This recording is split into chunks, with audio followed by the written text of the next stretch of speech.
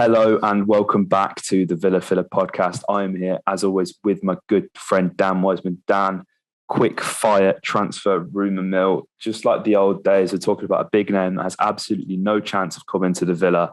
But it'd be rude not to talk about it because there have been reports linking Gareth Bale to Aston Villa. But first of all, mate, how are you doing?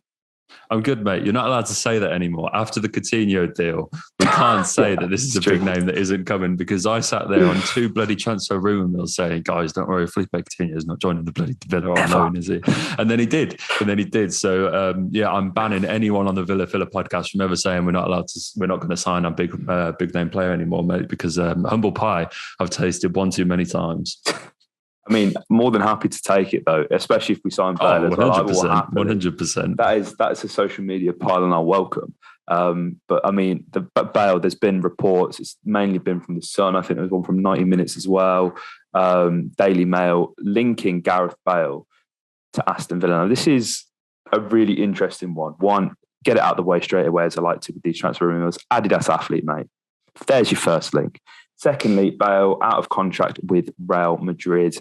As it stands, bookies odds actually have him favourite to draw in Cardiff, which I find absolutely ludicrous. I know he's Welsh, and obviously Cardiff are Welsh, stating the obvious, I know, but I don't see... He has so much to offer. He has so much to offer that is so much greater than Cardiff, with no disrespect intended absolutely to the people of Wales and Cardiff. Gareth Bale needs to be playing in the Premier League or somewhere in Europe.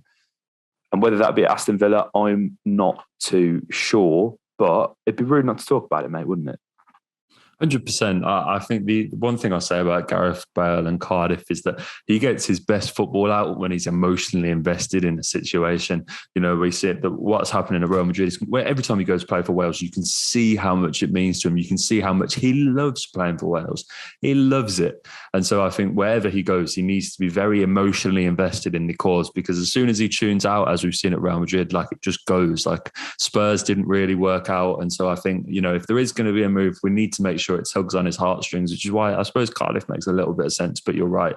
I saw Getafe were rumoured as well, which would allow him to stay in Madrid. That one made a little bit of sense, I think, because we all know how much he lives living there. But we have the Belfry down the road. So the Villa, I think there's that emotional connection, you know, is that like, you know, we know this man loves golf. And we have one of the best golf courses in the road, just down the road, Gareth. And you can even stay there from time to time. JT did. Look, so there you go. There's your emotional tie. Thanks for listening, guys. Drop your thoughts down below because that's done. It's a wrap. He's coming, as far as I'm concerned. Yeah. He's coming after that, mate. You've really sold it to me. But I think, you know, first, like Dan, you and I, we both absolutely adore Real Madrid. And Gareth Bale is a player who, for the longest time, I absolutely despised, because he always seemed to score against Villa. And there was that, you know, there's that free kick at White Hart Lane. I just remember watching that on TV and just like feeling like I wanted to burst into tears. The guy's a freak. The guy's genuinely, and I do believe the guys, I don't care what anyone says, I think Gareth Bale is one of the greatest players, or could have been, at least, I'll give you that, could have been one of the greatest players we've ever seen in the Premier League. The guy was just an absolute freak, and what he's gone on to achieve at Real Madrid, and of course it ended sour grapes. There is always that option really with Madrid, because they're like just the worst fans in the world. But you know, this is a guy for the history books. Definitely, in my opinion, best British player.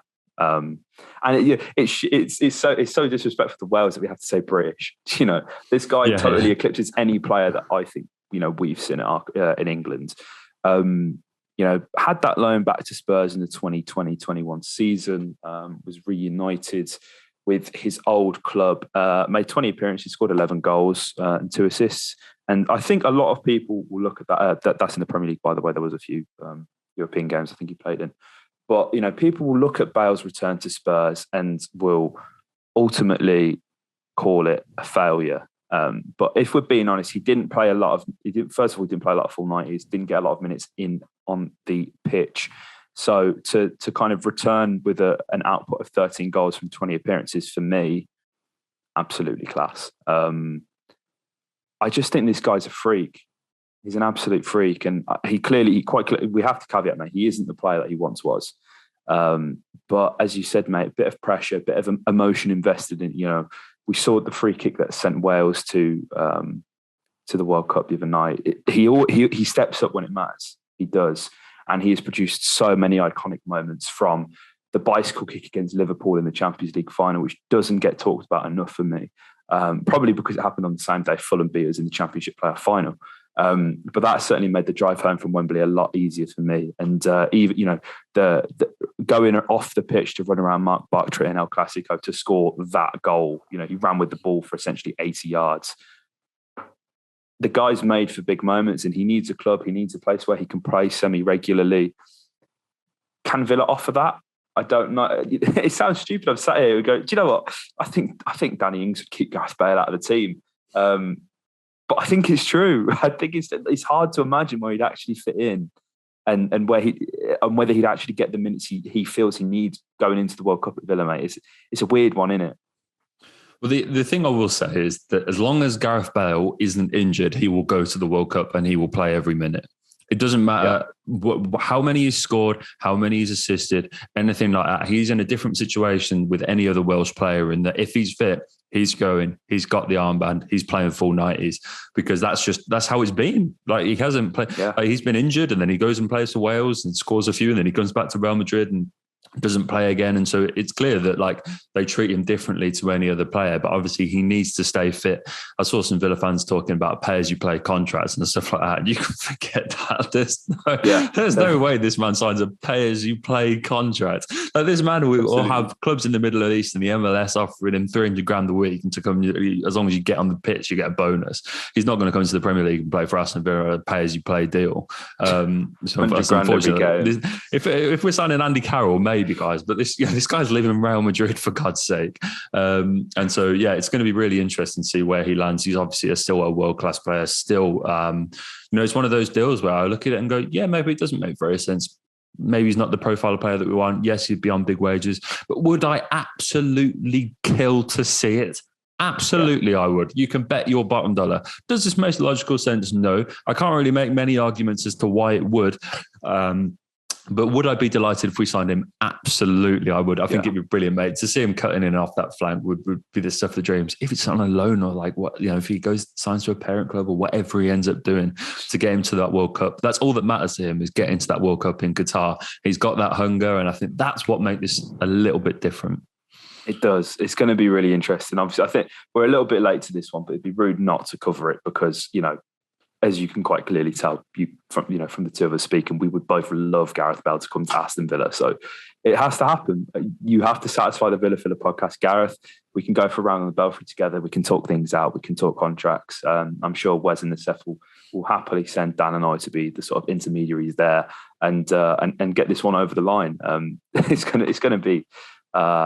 It's a mad window, mate, and these links happen, and it's just like the old days talking about Higuain and Cavani. So it'd be rude not to mention Bale. But guys, let us know your thoughts down below. First of all, let us know if we've got any Welsh listeners. Let us know as well, because that'd be kind of cool. If we've got any Welsh Villa fans in the comments, because I'm sure that would, you guys certainly aren't saying no, are you? And let us know your thoughts on this transfer rumour mill. Just a brief one, but we thought we'd touch base with this funny rumour, I think it's fair to say. So if you enjoyed this, hit a like, comment your thoughts down below, and subscribe for more. Up the Villa.